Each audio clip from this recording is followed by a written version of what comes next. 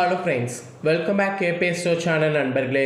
இன்றைக்கி இந்த வீடியோவில் ஒரு அதிரடியான ஜோதிட தாள்களையும் ஒரு இம்பார்ட்டண்டான ஆன்மீக பரிகாரத்தையும் இப்போ இந்த வீடியோவில் பார்க்க போகிறோம்.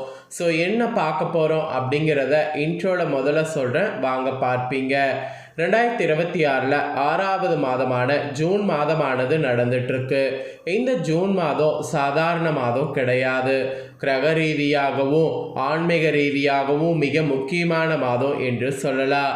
இந்த மாதத்தில் ஒரு அதிரடியான நாளானது வரப்போகுது.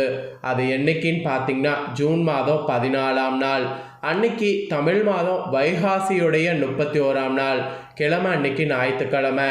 இந்த நாள் அப்படி என்ன ஸ்பெஷல் நாள் அப்படின்னு கேட்குறீங்களா?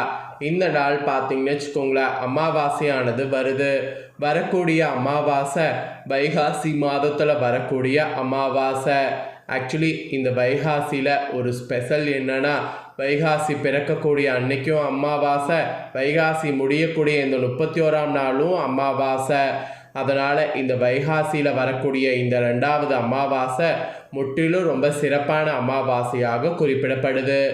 இந்த அமாவாசையில் கிரகங்கள் சேர்றது, கிரகங்களுடைய அமைப்பு இதெல்லாம் வைத்து ஒவ்வொருவருக்கும் அடுத்து பார்த்திங்கன்னு வச்சுக்கோங்களேன், அமாவாசையில் தலையெழுத்து மாறும்.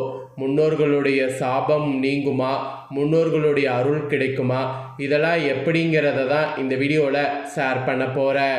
மிதுனம் ராசியில் பிறந்தீங்கன்னா இந்த ஒரு வீடியோவை ஸ்கிப் பண்ணாமல் பாருங்கள். உங்கள் ராசியை சேர்ந்தவர்களுக்கு என்ன பலன் கிடைக்கும் அப்படிங்கிறத தெரிஞ்சுக்குங்க. அதற்கேற்ப நடந்து பலன் பெறுங்க. அதோடு இந்த அமாவாசையில் ரொம்பவே சிறப்பான ஒரு பரிகாரம் நீங்கள் செய்தீங்கன்னா உங்கள் வாழ்க்கை விதி மாறும் என்பது குறிப்பிடப்படுது. அதனால் அது என்ன பரிகாரம், அதை எப்படி செய்யணும் அப்படிங்கிறதையும் சொல்கிறேன். அதையும் இந்த வீடியோவில் தெரிஞ்சுக்குங்க. முதல்ல உங்களுக்கான பலன்கள் பார்க்கலாம், அதுக்கப்புறமேட்டு பரிகாரம் பார்க்கலாம். ஏன்னா ஒவ்வொன்றா பார்த்தா தான் உங்களுக்கு எல்லாமே தெரிஞ்சுக்க முடியும். முதல்ல உங்களுக்கான பலன்கள் வாங்க பார்க்கலாம். அதுக்கப்புறமேட்டு மற்றதை இந்த வீடியோவில் அதிரடியாக டீட்டெயில்டாக பார்க்கலாம். ஆக்சுவலி 2026ஆம் ஆண்டு வரக்கூடிய ஜூன் மாதம் 14ஆம் தேதி ஞாயிற்றுக்கிழமை அன்னைக்கு சக்தி வாய்ந்த வைகாசி அமாவாசையானது வருகிறது. இந்த அமாவாசையில் ஜூன் மாதம் கரெக்டாக அன்னைக்கு நிறைய கிரக பயிற்சிகள் இருக்குது. அதனால் அடிமேல் அடி வாங்குற மாதிரி எல்லாருக்குமே சூழ்நிலை ஏற்படும். அதில் பர்டிகுலராக உங்கள் ராசிக்கு தப்பிக்க எளிய பரிகாரங்கள்லாம் செய்ய வேண்டும். அதெல்லாம் என்னங்கிறத நான் உங்களுக்கு சொல்கிறேன். விலாவரியாக இந்த வீடியோவில் டீட்டெயில்டாக எல்லாத்தையுமே தெரிஞ்சுக்குங்க. இந்த அமாவாசை அன்னைக்கு கிரக பயிற்சிகள் வலுவாக நடக்கிறதுனால ஜோதிட சாஸ்திரத்தின்படி 12 ராசிக்காரங்களுக்குமே கஷ்டகாலம் ஏற்பட போகுது. அதில் உங்கள் ராசிக்கு எப்படி தப்பிக்கணும், என்ன மாதிரி பரிகாரங்கள் எல்லாம் செய்யணும், அதெல்லாம் இந்த வீடியோவில் விளக்கமாக சொல்ல போகிறேன். அதெல்லாம் விளக்கமாக இந்த வீடியோவில் தெரிஞ்சுக்குங்க. நடப்பு ஜூன் 2026 மாதத்தில் 14ஆம் தேதி நவக்கிரகங்களுடைய இடப்பெயர்ச்சி மற்றும் கூட்டணி அமாவாசையில் வலுவாக நடைபெறுவதன் காரணமாக உங்கள் ராசிக்கு இந்த பலன்கள் கிடைக்கும் என்பது குறிப்பிடப்படுது. அதே சமயம் உங்கள் ராசிக்கு சவாலான சூழ்நிலைகளும் உருவாகும். ஜோதிட ரீதியாக இந்த அமாவாசையில் கிரகங்களுடைய சஞ்சாரம் உங்கள் ராசிக்கு மன உளைச்சலையும் காரிய தடைகளையும் தேவையற்ற அலைச்சலையும் ஏற்படுத்தக்கூடும். அதனால் ரொம்ப கவனமாக இருக்க வேண்டியது உங்கள் ராசிக்கு அவசியம். மிதுன ராசியில் பிறந்த உங்களுக்கு இந்த அமாவாசையில் ராசிநாதன் மற்றும் சூரியனுடைய சேர்க்கை, விரயஸ்தான கிரகங்களுடைய தாக்கம் ஆகியவற்றால் தேவையற்ற மனக்குழப்பங்கள் ஏற்பட வாய்ப்பு இருக்குது. அதனால் மனதை ஒருநிலைப்படுத்த ரொம்ப முயற்சி பண்ணும். ராசிக்குள்ளேயே ஏற்படக்கூடிய கிரகங்களின் சஞ்சாரம் மற்றும் சாதகமற்ற பார்வை காரணமாக எடுக்கக்கூடிய முடிவுகள் தடுமாற்றம் வரலாம். அதனால் அதுலேயும் ரொம்ப கவனமாக இருக்கணும். வரவை விட செலவுகள் அதிகரிக்கக்கூடும். அதோடு தொழில் மற்றும் வியாபாரத்தில் கூட்டாளிகளோடு கருத்து வேறுபாடுகள் வர வாய்ப்பு இருக்குது. ஆகும் மொத்தம் நிறைய கவனமாக இருக்க வேண்டும். குறிப்பாக தேவையற்ற வீண் வாக்குவாதங்களை தவிர்க்கிறது, புதிய முதலீடுகளை தள்ளி போடுவது, இது எல்லாமே நல்லது. எந்த அளவுக்கு தள்ளி போடுறீங்களோ அந்த அளவுக்கு உங்களுக்கு நல்லது. தள்ளி போடாமல் இருந்தீங்கன்னா அதனால தான் உங்களுக்கு நிறைய ஆபத்தே வரும். அதனால் தள்ளி போடுவது நல்லது. மிதுன ராசிக்காரங்களுக்கு இந்த அமாவாசையில் கரெக்டாக கிரகநிலைகள் பார்த்திங்கன்னு வச்சுக்கோங்களேன், ராசியில் புதன் சுக்கிரன், தனவாக்கு குடும்பஸ்தானத்தில் குரு, தகிரிய வீரியஸ்தானத்தில் கேது, ரணருண ரேகஸ்தானத்தில் சந்திரன், பாக்கியஸ்தானத்தில் ராகு, தொழில் ஸ்தானத்தில் சனி, லாபஸ்தானத்தில் செவ்வாய், அயனசயன போகஸ்தானத்தில் சூரியன். இந்த மாதிரி கிரகைகள் ரொம்ப வலுவாக அமைகிறது. அதோட அடிப்படையில் இன்னும் டீப்பாக உங்களுக்கு பலன்கள் சொல்லப்பட்டிருக்கு. வாங்க பலன்களை பார்க்கலாம். எந்த ஒரு சிறிய விஷயத்தையுமே கவனமாக கிரகித்து கொள்ளக்கூடிய தன்மையுடைய மிதுன ராசிக்காரங்களுக்கு இந்த வைகாசி கடைசி அமாவாசை எதிர்பார்த்த சில தாள்கள் தாமதமாக வரும். கூட இருப்பவர்களிடம் கவனமாக இருப்பது நல்லது. ஒரு சில காரியங்களில் அவசரமாக முடிவு எடுப்பதை தவிர்ப்பது நன்மை தரும்.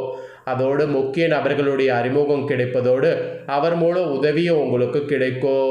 வெளியூர் பயணம் செல்ல வாய்ப்புகள் நேரிடும். புதிய ஆர்டர் விஷயமாக தொழில் வியாபாரத்தில் ஈடுபட்டிருப்பவங்க வெளியூர் செல்ல நேரிடும். அதோடு பழைய பாக்கிகள் வசூலிப்பதில் வேகம் காட்டினீங்கன்னா கண்டிப்பாக எல்லாமே வசூலாகும். புதிய கிளைகள் தொடங்க நினைக்கக்கூடிய உங்கள் ராசிக்காரங்க அதற்கான முயற்சியை இப்போதைக்கு அமாவாசையிலிருந்து தள்ளி போடுவது நல்லது. அப்புறம் உத்தியோகத்தில் இருப்பவங்க அலுவலக வேலையாக முக்கிய நபர்களை சந்திக்க வேண்டியது இருக்குது. அதோடு கொடுத்த கடனை திருப்பி வாங்க முயற்சிக்கணும். குடும்பத்தில் வீண் வாக்குவாதங்கள் ஏற்படலாம். அதெல்லாம் ஏற்படாமல் இருக்க கவனமாக பேசுவது நல்லது. உறவினர்கள் குடும்ப நண்பர்களிடம் முக்கிய விஷயங்களை ஆலோசனை செய்வதையோ அடுத்தவர் பற்றி பேசுவதையும் தவிர்ப்பது நல்லது. குறிப்பாக கணவன் மனைவிக்கிடையே அனுசரித்து செல்வது நல்லது. வாகன சுகம் ஏற்படும். வாகனத்தை ஓட்டும் போது கவனம் தேவை. பெண்களுக்கு எதிர்பார்த்த தாள்கள் தாமதமாக வரும். அதனால் நீங்கள் எதையும் எதிர்பார்க்காம இருக்கிறது இந்த அமாவாசையிலிருந்து நல்லது. அப்புறம் கூட இருப்பவர்களிடம் எந்த ஒரு விஷயத்தையும் சொல்லும்போது இந்த அமாவாசையில் கவனம் தேவை. குறிப்பாக அரசியல்வாதிகளுக்கு பணம் சம்பந்தமான விஷயங்கள் சாதகமாக நடந்து முடியும். உங்களுடைய பேச்சு திறமையால் சில காரியங்கள் சாதித்து கொள்வீங்க. உங்கள் கருத்துக்களுக்கு மேலிடத்தில் மதிப்பு இருக்கும். அதனால் கருத்துக்களை வெளிப்படையாக பேசுங்க. அப்புறம் கலைத்துறையை சேர்ந்தவர்களுக்கு அலைச்சல் குறையும். ஓய்வு கிடைக்கும்.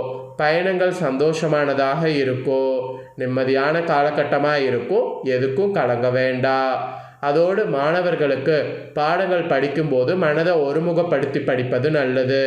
கவனம் சிதற விடாமல் இருந்தீங்கன்னா வெற்றிக்கு உதவும்.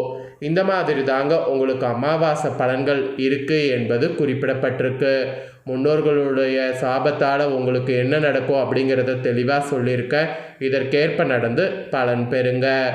இதோடு உங்கள் நட்சத்திரத்துக்கு ஏற்ப பார்க்கும்போது மிருகசீரிட 3-4 பாதங்களில் பிறந்த மிதுன ராசிக்கு இந்த அமாவாசை குடும்பத்தில் இதமான சூழலை காணப்படும். உறவினர்கள் வருகை இருக்கும்.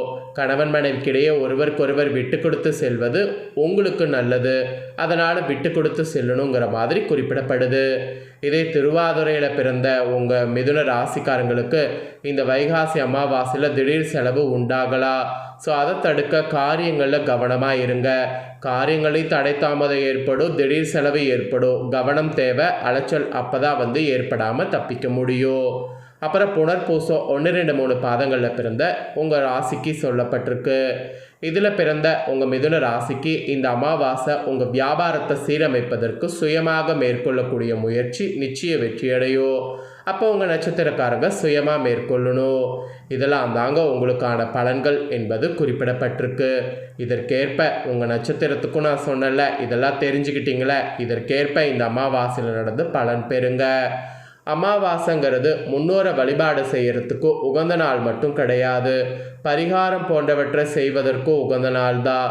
அதனால் இந்த வைகாசி அமாவாசை ஞாயிற்றுக்கிழமை அன்னைக்கு உங்கள் ராசிக்கு பரிகாரமாக இதை செய்யணுங்கிற மாதிரி குறிப்பிடப்படுது. உங்களுக்கு புதன் தான் ரொம்பவே சக்தி வாய்ந்தவர்.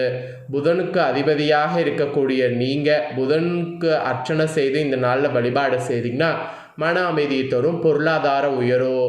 அதனால் இந்த பரிகாரத்தை மிதுன ராசிக்காரங்க எந்த நட்சத்திரத்தில் பிறந்திருந்தாலும் செய்திடுங்க. இந்த அமாவாசையில் முன்னோர் பரிகாரங்கிறது பார்த்திங்கன்னு வச்சுக்கோங்களேன், ஃபஸ்ட்டு செய்யணும். அப்புறம் முன்னோர் பரிகாரத்துக்கு அப்புறம் புதனுக்கு அர்ச்சனை செய்து நவக்கிரகத்தில் வழிபாடு செய்யணும்.